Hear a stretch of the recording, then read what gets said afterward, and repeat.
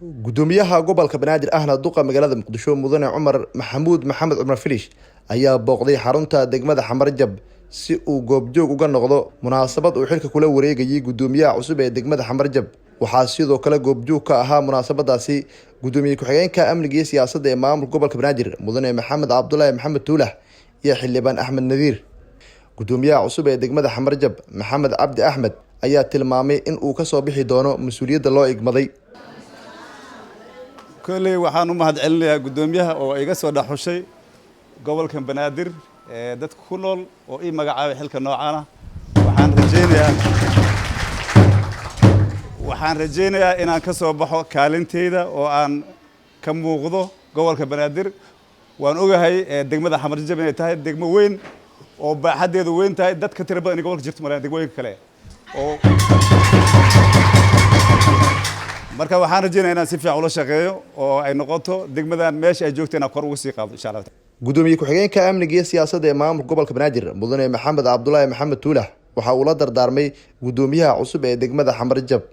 aad iyo aad aan runtii ugu faraxsanahay inaan ka soo qayb galno xafladan mudane gudoomiye waa u hambalyeynaya gudoomiyaha cusub ee degmada Xamarjab xilka la wareegay saaka Ilaahay waxaan ugu baryaynaa inuu u fududeeyo maamulkii hore iyo gudoomiyihii hore iyo shaqadii wanaagsanayd oo ay soo qabteen muddadii sanadka iyo wax la jira ahayd haday oo ay shaqeynayeen maamul kasta ama isbedel kasta oo yimaada dadka degmada degan faa'iido ugu jirta waxay tahay in shaqadii socotay ay laba jibaaranto oo firfircooni iyo energy u yimaado.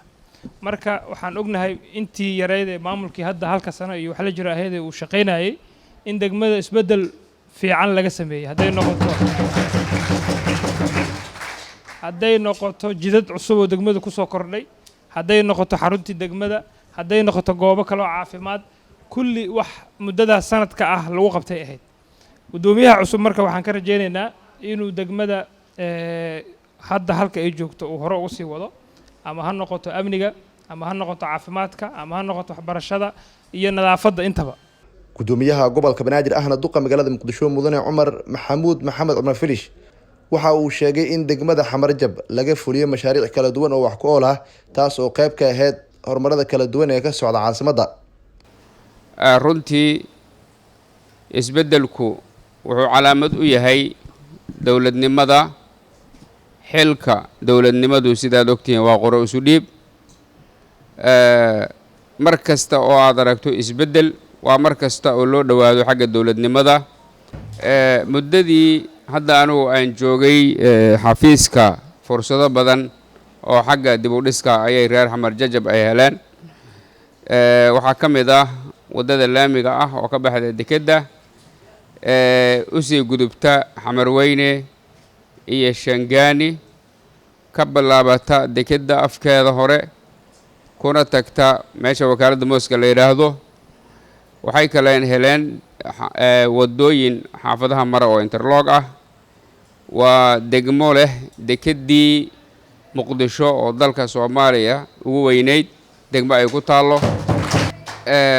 degmada Xamarjab waxa kale oo ay leedahay isbitaalka Yardameeri oo asaga laftiisa mudnaan loo siiyey. mar walba oo maamulkiinu uu yahay maamul wada shaqeeya oo isu dhow waxay ka dhigan tahay horumarkiina oo kor u socda.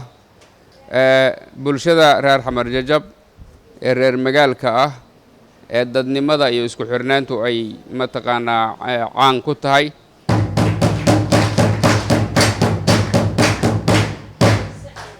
marka hore waxaan idinka codsanaynaa gudoomiyaha cusub in gacmo furan ah ku soo dhaweysaan isla markaas si dhammaystiran oo hufan oo hagar la'aanana aa ula shaqaysaan biidni illaahi alkariim. Nuur Saciid Taliil warbaahinta qaranka Soomaaliyeed magaalada Muqdisho.